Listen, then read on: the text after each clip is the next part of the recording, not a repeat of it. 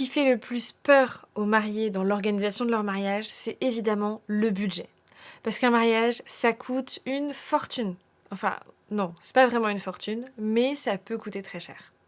Bon, déjà, on récapitule depuis le départ. Un mariage, c'est gratuit, dans les faits. Se marier civilement à la mairie, c'est complètement gratuit. Ce qui coûte cher, c'est la fête qu'on choisit de faire autour. Mais elle n'est pas obligatoire. Il n'y a rien qui vous oblige à faire un mariage qui coûte une fortune.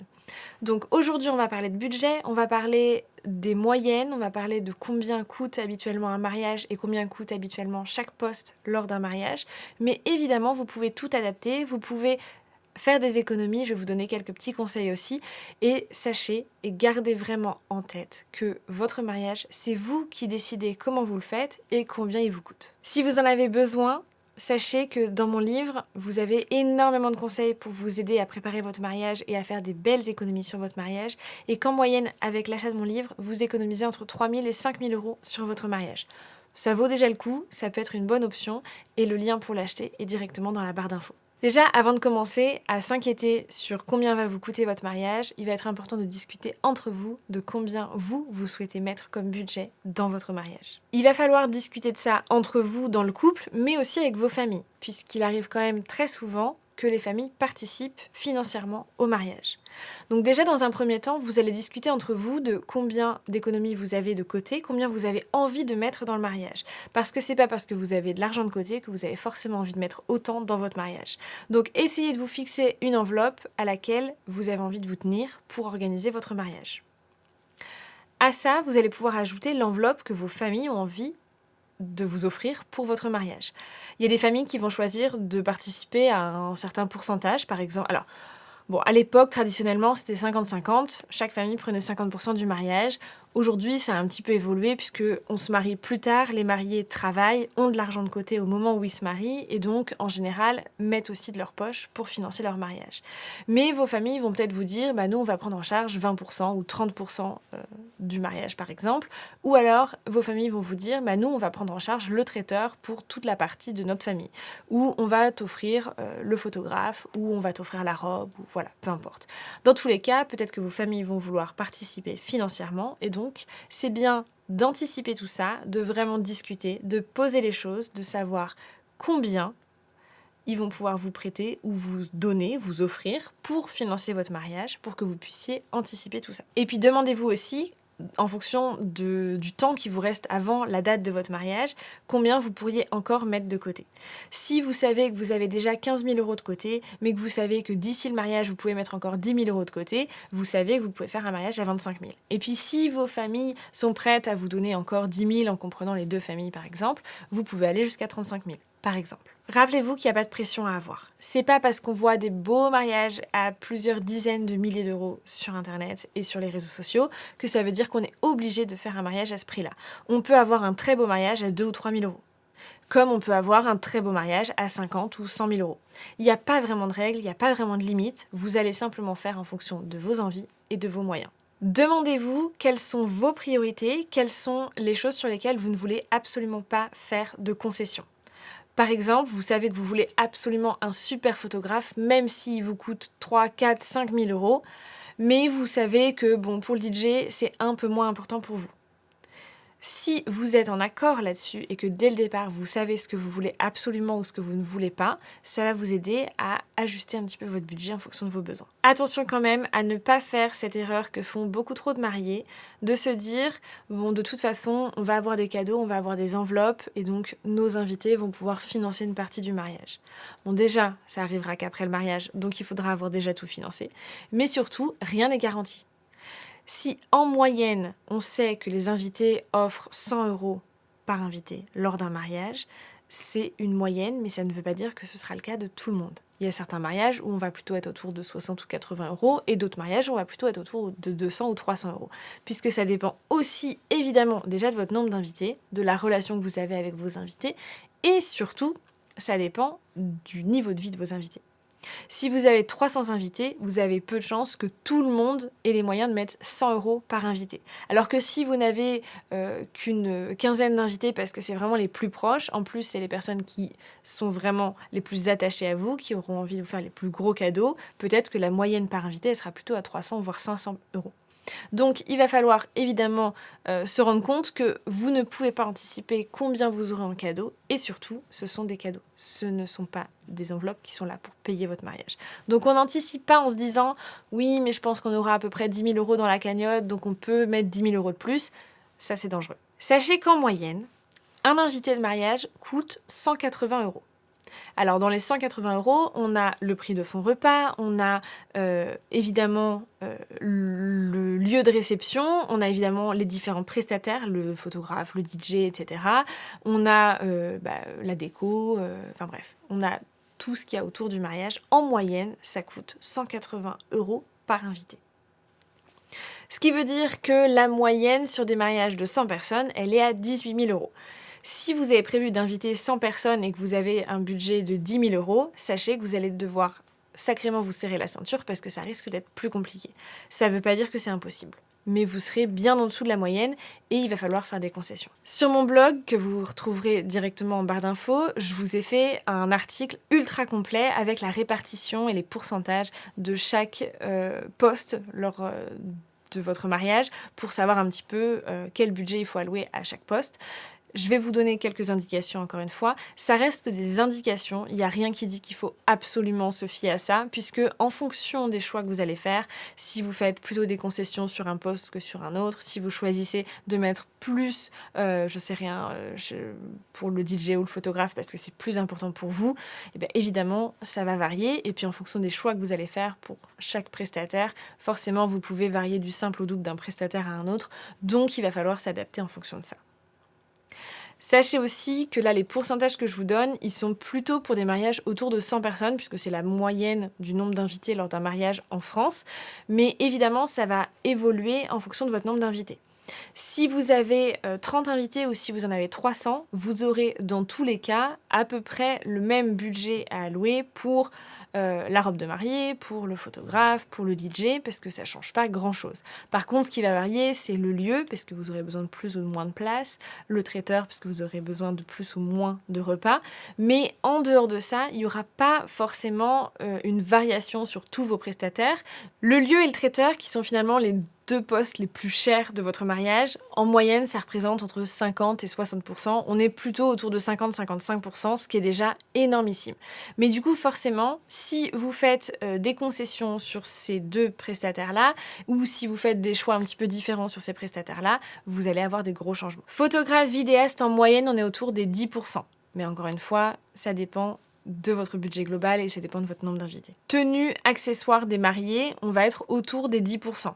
Bon, ça peut monter un peu plus, ça peut être autour des 10-15%, mais grosso modo, c'est ça. Les fleurs, la déco, on va être pareil autour des 8-10%, donc c'est quand même déjà pas mal. Et pour le coup, là, si vous avez beaucoup de fleurs, ça va vous coûter beaucoup plus cher. Si vous choisissez de faire de la déco sans fleurs, ça va vous coûter beaucoup moins cher. Pour ce qui est de l'animation, donc le DJ, si vous avez des musiciens, si vous avez un orchestre, si vous avez peu importe, là, on va être entre 5 et 8% à peu près. Tout ce qui est faire-part, tout ce qui est papeterie, là, on va être autour des 2%. Les cadeaux invités, on va être autour des 3 à 5%. Alors, ça dépend aussi des cadeaux que vous choisissez et du nombre d'invités, mais en général, c'est à peu près ça quand même. Maquillage, coiffure, tout ce qui est beauté, là, on va être autour des 2-3%, c'est assez faible. Les alliances, on va être plutôt entre 3 et 5% en fonction des alliances que vous choisissez et en fonction, évidemment, du budget global de votre mariage. Et surtout, ce qui est primordial, c'est de vous prévoir une marge d'imprévu. Parce que ça, c'est le genre de choses qu'on ne prévoit pas assez. On recommande 10%, c'est pas mal. 15%, c'est encore mieux. Il faut savoir qu'en moyenne, les mariés dépassent de 10% leur budget initial de mariage. Bon, alors on parle pas de moi. Nous, on a doublé. Mais En moyenne, c'est quand même 10% de dépassement et c'est déjà énorme. Un petit truc auquel il faut que vous fassiez absolument attention parce que c'est ce qu'on oublie souvent dans le budget et c'est pour ça qu'on finit souvent par dépasser, c'est toutes les dépenses un peu cachées. Du genre, les frais de déplacement de vos prestataires. Ça, si vous les avez pas compris et que vous vous dites, bon bah c'est bon, la prestation c'est tant, mais qu'en fait il y a 100, 150 € de frais de déplacement pour chacun de vos prestataires, bah vous pouvez facilement arriver à 600 ou 700 € à la fin. Autre chose qu'on prévoit pas assez, c'est les heures supplémentaires. Combien ça vous coûte de prendre une heure supplémentaire avec votre traiteur, avec votre DJ, avec votre photographe, avec votre vidéaste? Parce que comment vous faites si c'est pas anticipé, mais que le repas a pris du retard, comme dans la majorité des mariages, et c'est pas grave, mais finalement il faut une heure supplémentaire pour tout le monde. Alors, le traiteur, en moyenne, c'est entre 200 et 300 € en fonction du nombre d'invités. Donc, ça peut monter vite. Le photographe, en général, c'est plutôt entre 50 et 100 € l'heure supplémentaire. Le DJ, c'est pareil. Sauf que, forcément, si vous cumulez tout ça, ça peut monter très très vite et vous faire quand même une somme assez phénoménale à la fin. Il y a aussi des mariés qui se font avoir parce qu'ils visitent un lieu qui est absolument magnifique, mais finalement qui ne propose pas de mobilier, ou en tout cas pas assez. Si vous devez louer des tables, des chaises, les nappages, etc., là forcément ça peut vous coûter très cher. Donc tout ça, faut l'anticiper. Ou alors tout simplement, il y a des chaises dans le lieu, il y en a assez, mais elles sont pas jolies du tout, elles vous conviennent pas, vous avez envie de quelque chose de différent, et donc vous voulez louer des chaises. Et bien là, forcément, ça peut monter très très vite. De la même manière, en fonction des options que vous choisissez chez chacun de vos prestataires, vous allez avoir des options qui sont forcément plus chères. Si vous voulez un DJ qui vous fait une sonorisation en extérieur pour le vin d'honneur ou pour une cérémonie en extérieur, forcément, ça va vous coûter plus cher. Si vous voulez que votre traiteur vous fasse des petits stands avec, je sais pas, un bar à huîtres ou une plancha en extérieur ou des trucs flambés ou j'en sais rien, peu importe. Dans tous les cas, ça, c'est des options qui, en général, coûtent plus cher aussi. Si vous voulez que votre photographe il vienne avec un photobooth pour vraiment vous proposer une option supplémentaire, bah forcément, c'est un coût supplémentaire. Donc tout ça, faut l'anticiper et en général, c'est des choses où quand on commence à préparer son budget, on prévoit pas tout ça et c'est là-dessus qu'on explose le budget. Autre chose qu'on a tendance à oublier au départ, ça va être les prestations un petit peu annexes, du genre les babysitters pour les enfants, du genre des navettes de transport pour aller jusqu'à un hôtel ou jusqu'à un gîte ou quelque chose, du personnel qui va pouvoir servir des cocktails jusqu'à 3h du matin par exemple après le repas, ou ce genre de prestations qui sont en supplément évidemment et qu'on a tendance à oublier. Ou alors, on se dit, on va prendre un officiant de cérémonie laïque, mais on oublie qu'il va falloir le payer aussi. Alors évidemment, vous vous rendez assez vite compte que ça manque dans votre budget, sauf que vous l'avez quand même pas prévu au tout départ, et si vous étiez un petit peu ric-rac, ça peut être compliqué. On va avoir aussi tout ce qui est essais coiffure, essais maquillage, essais de robe. Il faut savoir que dans la majorité des cas, tout ça c'est non pas gratuit, mais inclus dans le prix global. Mais par contre, vous avez certains prestataires qui peuvent vous faire payer un supplément pour les essais coiffure, les essais maquillage ou les essayages de robe. Donc forcément, tout ça, si on l'a pas anticipé, c'est quelques dizaines d'euros par-ci, quelques dizaines d'euros par-là, mais tout mis bout à bout, ça commence à faire quelques milliers d'euros là. Autre chose aussi, si vous avez choisi de vous marier par exemple dans un domaine protégé, un château, quelque chose comme ça, il est possible que ce ne soit pas inclus dans votre assurance de responsabilité civile, qui sera obligatoire pour votre mariage. Dans ce cas, votre assureur va vous demander un supplément pour ce lieu parce que c'est un lieu exceptionnel. Ça peut être quelques dizaines d'euros, mais en général, c'est plutôt quelques centaines d'euros et c'est des frais qui ne sont pas forcément prévus en amont. Bon, maintenant, vous allez me dire, d'accord Alban, c'est génial, on a compris que ça allait nous coûter très cher, mais comment on fait pour faire des économies lors de notre mariage ? Mon meilleur conseil, celui que je donne tout le temps et qui est, à mon avis, celui qui va vous permettre d'économiser le plus, c'est de faire un maximum de choses par vous-même. Si vous faites toute la papeterie vous-même, donc les menus, les faire-part, les cartes de remerciement, les livrets de messe, les plans de table, etc., si vous faites tout ça vous-même, forcément, vous allez faire une belle économie. Vous pouvez aussi faire la déco vous-même. Alors, ça vous demande d'être un petit peu manuel, ça vous demande peut-être de réclamer de l'aide à vos proches, mais en tout cas, c'est des très beaux moments à passer et surtout, vous serez super fiers à la fin et vous aurez fait une belle économie aussi. Un truc qui est super sympa à faire soi-même et qui du coup fait une belle économie et en plus fait plaisir à tout le monde, c'est de préparer vous-même vos cadeaux invités. Si vous voulez offrir des bougies, vous faites des bougies maison. Si vous voulez faire des petits gâteaux, des petits sablés, vous faites des petits sablés maison. Vous faites, je sais pas... des petits pots de confiture maison ou des choses comme ça. C'est super sympa, ça fait toujours plaisir aux invités et puis en plus ça vous coûte beaucoup moins cher. Deuxième conseil pour faire des économies, c'est tout simplement de réserver pour fêter votre mariage hors saison. La très forte saison, elle va être entre juin et septembre, mais en réalité, à partir d'avril, déjà, vous commencez à avoir des tarifs qui sont un peu plus élevés, et en général jusqu'en octobre, et puis alors le mois de décembre est en train de rentrer en haute saison, tout simplement parce qu'il y a de plus en plus de mariages de Noël. Donc, si vraiment vous voulez éviter la haute saison, vous pouvez vous marier plutôt en novembre ou janvier, février, mars, ça fonctionne très bien aussi, et vous aurez en général des tarifs sur notamment tous les prestataires, les lieux, les traiteurs, les photographes, DJ, etc. Vous pouvez descendre facilement de 30% les prestations. Et se marier en semaine, ça fonctionne aussi, puisque en général, les prestataires ont moins de demandes, donc ils peuvent se permettre de réduire un petit peu les coûts, et vous pouvez du coup avoir quand même en général des mariages qui vont à 20-30% moins cher. Évidemment, autre chose, alors ça fait un peu plus mal au cœur, mais si vous voulez vraiment faire des économies, il va falloir trier votre liste d'invités. Forcément, quand on fait un mariage avec 200 invités, on ne peut pas avoir un mariage qui coûte 3 000 €. Enfin, ça semble très très compliqué. Alors que si vous passez de 200 à 100 invités, bah forcément, alors vous serez peut-être toujours pas à 3 000 €, mais en tout cas, vous pourrez nettement réduire le budget global de votre mariage. Donc forcément, faire une liste d'invités plus petite va vous permettre de faire des économies. Autre petite astuce qui peut vous permettre de faire une sacrée économie sur vos prestataires, c'est tout simplement de faire appel soit à des débutants, soit même à des gens qui sont encore en formation. Par exemple, il y a des écoles de coiffure ou de maquillage qui proposent des prestations. Donc vous pouvez aller vous faire coiffer et maquiller par des jeunes qui sont encore en apprentissage, qui apprennent encore à coiffer, à maquiller, et vous allez payer peut-être 20 ou 30 € au lieu de payer un maquillage à 150 € par exemple. Autre chose, ça paraît assez évident, mais bien sûr, il va falloir que vous rencontriez plusieurs prestataires de chaque poste pour vraiment faire des comparatifs, voir quelles sont les options qu'ils proposent.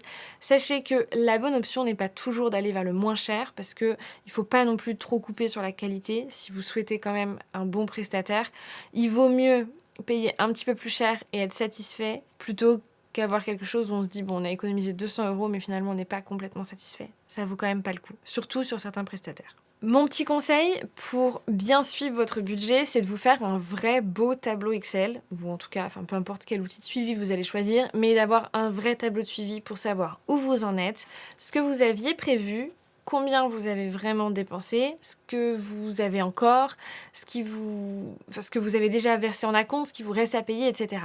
Si vous avez besoin, j'ai créé un template ultra complet, qui est beaucoup plus complet que celui que j'avais utilisé pour mon propre mariage.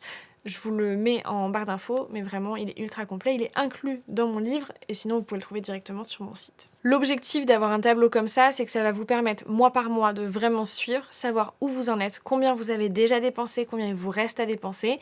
Ça va vous permettre aussi de pouvoir réajuster un petit peu parce que peut-être que, je sais pas, vous aviez prévu 1 500 € pour le DJ, mais finalement, il vous coûte que 1 200 €. Bon, bah, c'est 300 €. Vous allez pouvoir les allouer à un autre poste. Vous allez pouvoir les mettre dans la déco ou vous allez pouvoir mettre 300 € de plus dans votre photographe par exemple. Bref, vous allez pouvoir réajuster un petit peu et ça va beaucoup vous aider. Vous allez aussi pouvoir suivre qui a payé quoi. Parce que si vous payez tout seul, bon bah c'est facile. Si vos parents participent mais vous font directement un virement et c'est vous qui financez, c'est facile. Mais si c'est les beaux-parents qui ont avancé pour le photographe et les parents qui ont avancé l'acompte du traiteur, mais finalement le deuxième acompte, il faudra faire ci, il faudra faire ça. Bref, c'est bien de tout noter, que ce soit parfaitement clair, qu'on sache parfaitement qui paye quoi, pour qui, à quel moment, et qui devra payer quoi à quel moment, pour que ce soit clair pour tout le monde. Ce tableau, envoyez-le à toutes les personnes qui sont concernées et qui vont financer une partie du mariage, évidemment. Une autre petite chose importante, même si ça paraît assez logique, plus vous vous y prenez tôt, plus vous allez pouvoir faire d'économies. Non pas parce que ça coûte moins cher si on s'y prend plus tôt, quoique ça peut arriver, parce que des fois on va passer sur les tarifs de l'année d'avant qui sont un peu moins chers puisqu'en général les tarifs sont réévalués en janvier pour l'année suivante. Donc forcément si vous commencez à tout réserver en octobre, novembre, là forcément vous allez avoir des tarifs un peu plus abordables que si vous réservez en janvier, février. Donc ça peut déjà être une option, mais surtout vous allez pouvoir étaler plus facilement vos paiements. Donc ça vous semblera beaucoup plus facile à payer. Et enfin, la dernière raison, c'est tout simplement que quand vous vous prenez 6 mois avant votre mariage pour l'organiser, forcément vous avez beaucoup moins de choix parmi les prestataires. La plupart des prestataires sont déjà réservés, n'ont plus de dispo, et donc vous allez devoir choisir parmi les prestataires qui restent. Alors, vous pouvez trouver des prestataires absolument exceptionnels et des prestataires très abordables aussi, mais vous aurez moins de choix, donc plus de risques de devoir choisir des prestataires un petit peu plus chers. D'autres petits rappels qui me semblent parfaitement importants, ne vous comparez pas trop. Ne partez pas du principe que ce qu'on vous dit sur Internet est forcément vrai. Ne partez pas du principe que un mariage Pinterest c'est forcément le mariage qu'il vous faut. Ce qu'on voit sur Internet, c'est beaucoup d'inspiration. C'est des shootings qui ont été créés pour de l'inspiration. C'est pas des vrais mariages pour la plupart. Donc, il y a énormément de déco qui coûtent très cher, énormément de fleurs qui coûtent très cher, mais en réalité, la plupart des mariés n'ont jamais autant de fleurs. On va avoir beaucoup de gens qui vont vous dire qu'ils ont mis 50 000 dans leur mariage, alors qu'en réalité, c'est pas du tout la majorité des mariés, hein. On est tous d'accord là-dessus. La moyenne, elle est à 18 000, donc on relativise un petit peu. C'est pas grave si vous êtes en dessous de la moyenne, c'est pas grave si vous n'avez pas tout à fait les moyens que vous auriez aimé. Soit vous vous dites, bon bah dans ce cas, on décale un petit peu notre mariage, on se mariera plus tard quand on aura les moyens de faire ce qu'on veut. Soit vous vous dites, on a envie de se marier maintenant, tant pis, c'est pas grave, ce sera parfait comme ça. Parce que pour rappel, votre mariage sera parfait tel qu'il sera. Tout simplement parce que vous allez être entouré de tous les gens que vous aimez, vous allez épouser l'amour de votre vie et c'est ça le plus important. Le budget, il est là pour vous poser un cadre, pour vous aider à y voir plus clair, mais il n'est pas là pour vous brider. Il faut que vous arriviez à faire un mariage qui vous ressemble. Vous devez juste faire des choses que vous aimez, qui vous ressemblent à tous les deux mariés, et c'est ça le plus important. Faites quelque chose que vous aimez. Un mariage à votre image, ce sera toujours mieux qu'un mariage Pinterest qui coûte 100 000 €. Et puis surtout, n'oubliez pas qu'on peut faire beaucoup de choses soi-même, qu'on peut faire beaucoup d'économies et qu'on n'est pas obligé de dépenser des fortunes et des fortunes pour se marier. Ce qui compte, c'est que vous vous aimiez, que vous soyez entouré des gens que vous aimez et que vous fassiez ce qui vous ressemble et ce qui vous plaît. Si vous avez besoin d'aide sur le budget, n'hésitez pas. J'ai pas mal d'articles sur mon blog qui abordent ça. J'ai évidemment mon livre qui vous donne tous mes conseils les plus poussés à ce sujet-là. J'ai le template de budget. Bref, je vous propose plein de choses pour vous aider à organiser votre mariage à petit prix avec tous mes conseils. Il y a aussi plein de vidéos sur TikTok avec plein de conseils supplémentaires. J'espère que ça vous aidera. N'hésitez pas, restez connectés pour la suite. Il y a plein d'autres sujets qui arrivent. J'espère que ça vous aidera et je vous souhaite le plus beau jour de votre vie.